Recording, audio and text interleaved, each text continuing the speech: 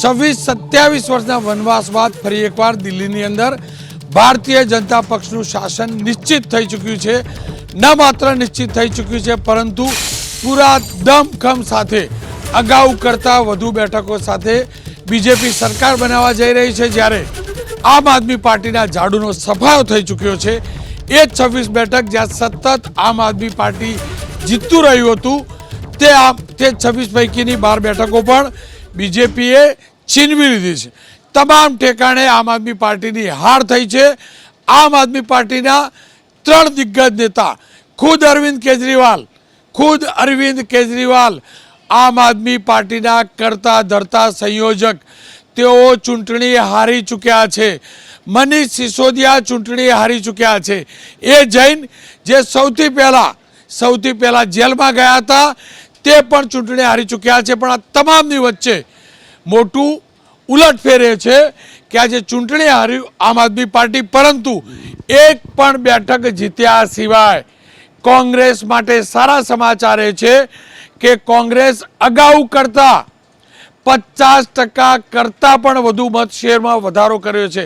50% એટલા માટે કે અગાઉની ચૂંટણીમાં માત્ર 4% મત શેર હતો, જે વધીને 6% કરતાં પણ વધુ છે। એનો મતલબ 2% કરતાં વધુ મત શેર કોંગ્રેસનો વધ્યો છે અને કોંગ્રેસ માટે રાહતરૂપ સમાચાર છે।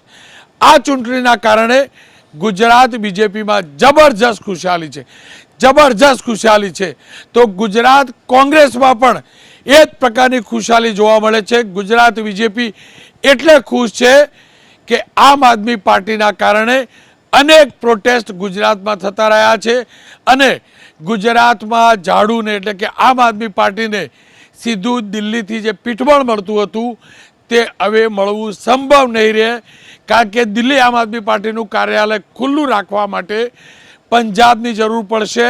એનો મતલબ દિલ્હીથી મદદ ન મળે તો ગુજરાતમાં આપના પાટિયા પડી શકે છે। બીજેપી માટે ખુશાલી છે, કોંગ્રેસ માટે ખુશાલી છે કે ગાંધીનગર વિધાનસભા ચૂંટણી હોય તેની અંદર આમ આદમી પાર્ટીના કારણે જ કોંગ્રેસને જબરજસ્ત નુકસાન થયું હતું। ગાંધીનગર કોર્પોરેશનની ચૂંટણીની અંદર ગાંધીનગર મહાનગરપાલિકામાં 44માંથી 41 બેઠક બીજેપી એટલે મેળવી શક્યું હતું કે તે ચૂંટણીમાં 22% મત આમ આદમી પાર્ટી લઈ ગયું હતું। ત્યારબાદ વિધાનસભાની ચૂંટણીમાં લલિત કગતરાથી લઈ અનેક દિગ્ગજો કોંગ્રેસના એટલે હાર્યા હતા કે તે બેઠકો પર ત્રિપાખીયો જંગ થયો હતો અને સરકાર વિરોધી વોટનું વિભાજન થયું હતું અને સ્વાભાવિક રીતે જ કોંગ્રેસ માટે આ રાહતના સમાચાર હોઈ શકે। ટેલીમાં શૂન્ય, પણ ગુજરાત કોંગ્રેસના નેતાઓના ચહેરા ઉપર ખુશાલી તો હશે। ખુશાલીની કોઈ વાત નથી। અમે ચૂંટણી દિલ્હીની અંદર લડવા ગયા હતા, ચૂંટણી જીતવા માટે લડ્યા હતા દિલ્હીમાં, અને આપે આખા કેમ્પેનિંગ દરમિયાન જોયું જશે કે કોંગ્રેસ ખૂબ મજબૂતી રીતે ત્યાં આગળ લડ્યું। ખેર બહરહાલ વાત અલગ છે કે પરિણામ અમારી અપેક્ષાથી બિલકુલ વિપરીત જ છે, પરંતુ આમાં જ્યારે ચૂંટણી લડતા હોઈએ, ગઠબંધનની વાત, અમે ગઠબંધનની અંદર ઇન્ડિયા ગઠબંધનની અંદર હતા ત્યારે વાત થઈ, જ્યારે એ ચૂંટણી હરિયાણાની અંદર લડ્યા ત્યારે એમને પણ અમને ડેમેજ કર્યા હતા। એમને તો લડવાનું, એમનું તો ગ્રાઉન્ડ નહોતું। દિલ્હીમાં તો અમારી 15 વર્ષની સરકાર એટલે અમે રાજકારણમાં અગાઉ અમારા પ્રવક્તા કીધું એટલે કે મંજીરા વગાડવા તો આવ્યા નહોતા, એટલે અમે પણ ચૂંટણી સ્વાભાવિક છે લડ્યા છીએ। અમારો ત્યાં જનાધાર વધારવા માટે અમે લડ્યા જ છીએ અને એમાં અમે ક્યાંય ખુશ નથી, પણ એક વસ્તુની ચોક્કસ અમને એ છે કે અમારો વોટ શેર વધ્યો છે। આપે કીધું વાત સાચી, એટલે લોકોની અંદર આજે ભલે શૂન્ય હોય પણ વધુ મહેનત કરી અમે લોકોનો વિશ્વાસ મેળવીને હજુ આવનાર ચૂંટણીમાં ખૂબ સારું પરિણામ લાવી શકીશું, એવો વિશ્વાસ અમારા કાર્યકર્તાઓની અંદર પણ ઉત્પન્ન થયો છે। પણ જો આપણો એકડો ભૂસાઈ જાય, આ 22 છે એની જગ્યાએ 2 ઉપર આવી જાય એવી સ્થિતિ દિલ્હીમાં થાય તો સ્વાભાવિક રીતે જ કોંગ્રેસને ફાયદો તો મળે ને। રોનકભાઈ, જે કડવી દવા આપીને પ્રજાને કડવી દવા આપીને સરકાર બનાવી, 2003ની અંદર જે રીતે ભ્રષ્ટાચારનો માહોલ બનાવ્યો, 2013ની અંદર જે રીતે કેમ્પેનિંગ શરૂ કરવામાં આવ્યું, કોંગ્રેસની અગેન્સ્ટમાં આખું એક આંદોલન ઊભું કરવામાં આવ્યું અને આંદોલનમાંથી અરવિંદ કેજરીવાલ ઉત્પન્ન થઈને આવ્યા। 2014 પહેલાં દિલ્હીની અંદર વિકાસ તો કોંગ્રેસની સરકારે જ કર્યો હતો। પ્રજાના કાર્ય આજે પણ આપણે ચર્ચા કરીએ ત્યારે દિલ્હીના શીલા દીક્ષિતજીનું નામ આવે, દિલ્હીના વિકાસનું નામ આવે, એટલે આટલો વિકાસ પ્રજાનું કાર્ય કર્યા છતાં પણ લોકોને જે ગુમરાહ કરવામાં આવ્યા, જે રીતે ખોટા ભ્રષ્ટાચારના આક્ષેપો કરવામાં આવ્યા અને આજે એ જ પક્ષની સત્તામાં એ પક્ષની જ હાર થઈને એ જ આક્ષેપો ઉપર હાર થઈ છે, તો સમય ચક્ર એના રોટેશનમાં ફરતું જ હોય છે। આ પ્રજા દેખાડી રહી છે। ડૉક્ટર સાહેબ, આપના પાટિયા પડી જાય ગુજરાતમાં તો બીજેપી માટે તો ચિંતાનું કારણ, વોટ કપાશે ક્યાંથી?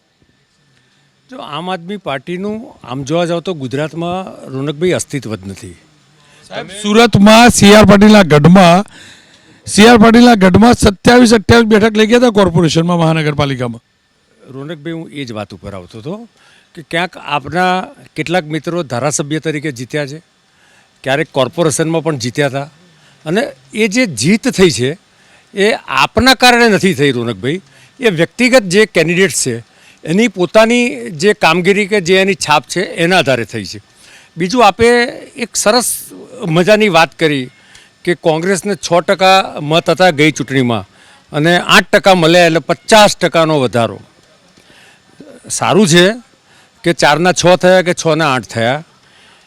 મહત્ત્વની વસ્તુ એ છે રોનકભાઈ કે આ 70 સીટોમાં જે ટોટલ વેલિડ વોટિંગ થયું છે એમાં 16% મત ડિપોઝિટ બચાવવા માટે જોઈએ. એ 70માંથી કેટલી સીટો પર કોંગ્રેસ આ 16% મત મેળવી શકી છે, કદાચ આપણને હમણાં સાંજે ખબર પડશે ચૂંટણી પંચના આંકડા આવે ત્યારે. એટલે હું એવું માનું છું વ્યક્તિગત રીતે પણ કે જે રીતે એક અર્બન નક્સલાઇટ કોંગ્રેસ આમ આદમી પાર્ટી ને જે રીતે જનતાએ જાકારો આપ્યો છે એના પ્રમાણમાં ક્યાંક કદાચ કોઈક દેશની વાત હોય તો બીજી કેટલીક પોલિટિકલ પાર્ટીઓ કદાચ મેચ્યોરિટીથી વર્તતી હોય છે એવું ભૂતકાળમાં જોયું છે. કોંગ્રેસની વાત કરી રહ્યા છો કદાચ? કોકને કોક પાર્ટીની વાત કરું છું, વિપક્ષની કેટલીક પાર્ટીઓ.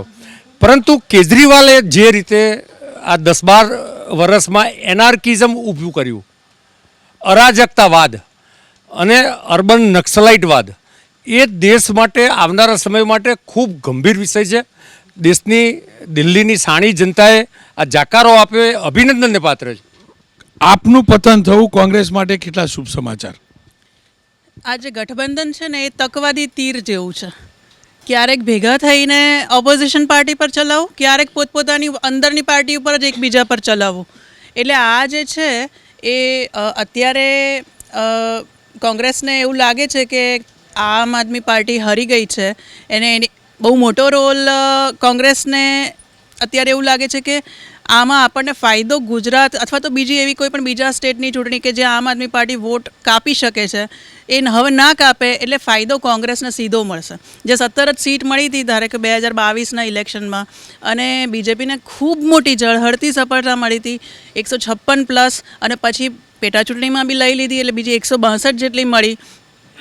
એમાં ક્યાંક ઘટાડો ચોક્કસ થઈ જાય, કોંગ્રેસના ખાતામાં થોડી વધારે સીટ્સ પડી શકે, કારણ કે વોટ શેર ગુજરાતમાં બહુ મોટો કાપી ગઈ હતી આમ આદમી પાર્ટી. એટલે હવે જે એટલો મોટો વોટ શેર આમ આદમી પાર્ટીને ના મળે એની સંભાવનાઓ બહુ મોટી છે. કેમ કે 68 કોર્પોરેશન નગરપાલિકાઓની પણ ચૂંટણી છે, 3 તાલુકા પંચાયતની ચૂંટણી છે, 4 જેટલી નગરપાલિકાઓ તમે જીતી ચૂક્યા છો બહુમતી. છતાં પણ જે હાલ ચૂંટણી યોજાઈ રહી છે ગુજરાતમાં, આ પરિણામોની એના ઉપર શું અસર પડશે? આ ખરેખર ખૂબ જ મહત્ત્વનો પ્રશ્ન છે, કારણ કે એ ગુજરાતી તરીકે પણ આપણે વિચારીએ અને આજે જેમ છે ને અત્યારે ઇન્ફોર્મેશનનો યુગ છે, આપણે સૌ જાણીએ છીએ, એટલે એવરીબડી ઇઝ વેલ ઇન્ફોર્મ્ડ. એક નાનો ટીનેજર હોય કે સ્કૂલ જતો બાળક હોય તો they are all well informed. એટલે આપણા માટે એક સારી વાત છે કે આ ચૂંટણીનું પરિણામમાં પણ આ એક મૂડમાં મને એવું લાગે, આપણા માટે નહીં, તમારા પક્ષ માટે. મારા માટે ન હોઈ શકે, હું ન્યુટ્રલ હોઈ શકું. ગુજરાતની જનતાની જો હું વાત કરું તો ચોક્કસપણે ગુજરાતની જનતા પણ જાગૃત છે અને આ જોશે જ કે જે રીતે દિલ્હીના લોકોએ પણ આટલા વર્ષ પછી ફરીથી નરેન્દ્ર મોદીજીના નેતૃત્વને જે રીતે મહત્ત્વ આપ્યું છે, અને ડબલ એન્જિન સરકાર જે અમે ટર્મિનોલોજી કહીએ છીએ, અમે એને ખૂબ જ સિરિયસલી વી મીન દેટ કે ભાઈ જ્યારે કેન્દ્રમાં અને રાજ્યમાં અને ત્યારથી પછી નીચેના પણ જે એકમોમાં જ્યારે એ ભારતીય જનતા પાર્ટીની સરકાર હશે તો છેલ્લે જે રિસીવિંગ એન્ડ હોય છે. આની પહેલાં પણ આ ડિબેટમાં રોનકભાઈ રેવડી ને આને તેને બધી બહુ ચર્ચા હતી, એટલે તમે રેવડી કહો, સિંગદાણા કહો, આ બધું હું માનું છું ઇલેક્શનની ટર્મિનોલોજી છે, પણ છેલ્લે જ્યારે ગરીબ માણસના ખાતામાં પૈસા પડે છે, ગરીબ બહેનોના પૈસા એમને ખાતામાં મળે છે અને એમને ઘર મળે છે, એમને ઘરની કરદાતાના ખિસ્સામાંથી જાય છે, ના ભૂલતા. એટલે ગરીબોને સ્પેસિફિકલી કહું છું કે જે ખરેખર જરૂર છે, જેને ખરેખર મુખ્ય ધારામાં લાવવાનું કામ કરવાની જરૂર છે, એને સરકાર જે સહાય આપે છે ને એ એકચ્યુઅલી મળે છે, અને એ ફક્ત અભરાઈ પર ચડેલા એક મેનિફેસ્ટો તરીકે નથી રહેતી. તો મને લાગે છે ગુજરાતની જનતા પણ આ જે ઇલેક્શન આવે છે એમાં ભારતીય જનતા પાર્ટીને 100% સમર્થન આપશે અને આની ખૂબ જ એક સારી પોઝિટિવ ઇમ્પેક્ટ પડશે. દેશભરની અંદર આની શું અસર જોવા મળશે? આપનું પતન થવું, આપના પતન થવાના કારણે દેશભરની અંદર હું એ અસર જોઈ રહ્યો છું કે કોંગ્રેસને એક બ્રીધિંગ સ્પેસ મળશે, કારણ કે આ પાર્ટી જે છે ક્યારે ભારતની ઉપર રાજ કરી શકે એવી પરિસ્થિતિમાં આવી શકે એમ છે નહીં. પણ હા, કોંગ્રેસનો ગઢની અંદર કાંગરા 100% એ બધી જ જગ્યાએ નાના નાના માર્જિનથી ખેરવતું આવ્યું હતું. એટલે એક લાંબા ગાળા સુધી આપ પાર્ટી ઊભી થાય ત્યાં સુધી હવે કોંગ્રેસને કોઈ ન્યુસન્સનો સામનો નહીં કરવો પડે. પણ હમણાં તમે જે અનિલભાઈને એક સવાલ પૂછ્યો હતો, એ અનિલભાઈ જવાબ આપી શકે એમ છે, જાણે છે, પણ એ નથી આપ્યો એમણે જે જવાબ જે સુરત માટેનો તમે કહ્યો હતો. હવે એ હું આપી દઉં છું, બરાબર છે. હવે વાત એમ છે કે સુરતમાં 28 સીટો જે આવી હતી ને, તો મેં પહેલાં પણ જેમ કહ્યું કે એ નસીબદાર છે આપ પાર્ટી કે બગાસું ખાતા ખાતા પતાસું એમને દિલ્હીમાં તો મળ્યું પણ સુરતમાં પણ મળ્યું હતું. એ કેમ મળ્યું હતું? તો કારણ કે રોનકભાઈ તમે પાટીદાર છો એટલા માટે હું આ નથી કહી રહ્યો, પણ એક મારું આ મંતવ્ય છે કે 2001થી શરૂ થયેલી નરેન્દ્ર મોદીની યાત્રા એ ભારતીય જનતા પક્ષના વડાપ્રધાન બન્યા પછી, હવે દેશના વડાપ્રધાન બન્યા પછી એ 22-23 વર્ષની અંદર એક સિસ્ટમેટિકલી મેં એક પ્રવાહ જોયો, જે એ જોયો. 1960થી ગુજરાતની સંરચના થઈ એ પછી ગુજરાત જે વિકાસના ટોચ પર પહોંચ્યું છે ને, એમાં પાટીદાર સમાજનો ફાળો જે છે ને એ સૌથી વધારે છે. આ ખુલ્લેઆમ કહું છું, હું પાટીદાર નથી, સાંભળી લો પહેલાં, બરાબર.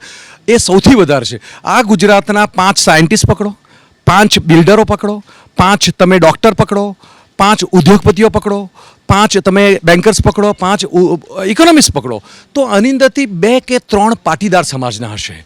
હવે આ પ્રકારનું જે એમનું પ્રદાન રહ્યું હોય જે સમાજનું, અને એ સમાજના વિવિધ લીડરોને કોરાણે મૂકવાની જે પ્રોસેસ શરૂ થઈ 20-25 વર્ષ સુધી, બરાબર છે. તો પાટીદાર સમાજ, કારણ કે ભારતીય જનતા પાર્ટીની વોટ બેંક રહ્યા હતા, એમની સહનશક્તિ વધારે હતી. કોઈ હાર્દિક પટેલ આવીને કોઈ જાદુ નહોતો કર્યો એ વખતે જીએમડીસી ગ્રાઉન્ડની અંદર 5 લોખંડ માણસોને ભેગા કરીને, પણ એણે એ વ્યક્તિએ એવું કહ્યું, લોકોને અહેસાસ કરાયો કે હવે બહુ થયું. અને એના કારણે પાટીદાર સમાજમાં એક આક્રોશ જે જાગ્યો હતો, એ આક્રોશને પતાસું ખાનાર આપ પાર્ટીએ સુરતમાં એન્કેશ કર્યો કે જે પાટીદાર સમાજના નેતાઓને ત્યાં આગળ ઇલેક્શનમાં ઊભા રાખ્યા. અને પાટીદાર સમાજે પોતે નહીં ઈચ્છતા હોવા છતાં પણ રૂક જાઓને એક સંદેશો આપવો જરૂરી હતો, એ કર્યું. અને જુઓ તમે, જેવા ભૂપેન્દ્રભાઈ પટેલ આવ્યા પાછા પાટીદાર સમાજ પાછા ભાજપ સાથે આવી ગયા છે. એટલે એક જીદ હતી શીર્ષસ્થ નેતૃત્વની, અને એ જીદ જે હતી એ કોઈને માર્જિનલાઇઝ કરવા માટેની જીદ હતી. અને એ ક્યારે પણ જે મોસ્ટ ઇન્ફ્લુઅન્સિંગ પોપ્યુલેશન હોય એને તમે માર્જિનલાઇઝ ના કરી શકો. એમાં કોઈ કાસ્ટ ફેક્ટર નથી આવતું, પણ જેનું કન્ટ્રીબ્યુશન જે છે એને તમે માર્જિનલાઇઝ ના કરી શકો. એ મારો જવાબ છે. આપની પાસેથી જાણવું છે, મારા મિત્ર ઈસુદાન ગઢવીએ આમ આદમી પાર્ટીમાં જઈને ભૂલ કરી, હવે એવું રિયલાઇઝ કરતા હશે? બિલકુલ 100% કરતા હશે. કારણ કે અચાનક જ કંઈક પતાસું મેળવી લેવું, અને જે આમ આદમી પતાસું મળી ગયું એમ એમને પણ લાગ્યું કંઈક પતાસું મળી ગયું છે, હું જઈને લઈ લઉં. પણ એનું તમે જે પૂરું કહ્યું ને કે આમ આદમી પાર્ટીને હારથી કોને ફાયદો થશે કે કોંગ્રેસને થશે, તો હું તમને થોડું વધારે એક્ઝામ્પલ આપું. કોંગ્રેસે 3 કામ કર્યા, એની હેટ્રિક છે. કઈ હેટ્રિક છે?